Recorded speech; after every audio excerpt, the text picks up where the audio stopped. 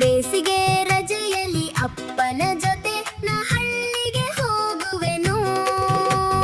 ಬೆವರನ್ನು ಸುರಿಸುವ ರೈತರ ಜೊತೆಯಲ್ಲಿ ನಾನು ದುಡಿಯುವೆನು. ಮುಗಿಲನೆ ಮುಟ್ಟುವ ಎತ್ತರ ದನಿಯಲ್ಲಿ ಹಾಡಲು ಹೇಳುವೆನು.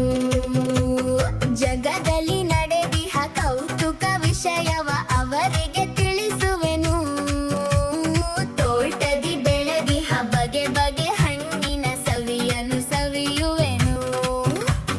ಹಚ್ಚನೆ ಹಸುರಿನ ಸುಂದರ ಸೃಷ್ಟಿಯ ಸೊಬಗನ್ನು ಕಾಣುವೆನು.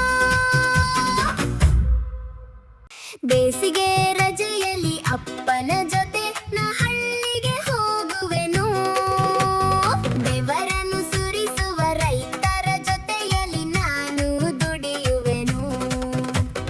ಮುಗಿಲನೆ ಮುಟ್ಟುವ ಎತ್ತರ ದನಿಯಲ್ಲಿ ಹಾಡಲು ಹೇಳುವೆನು.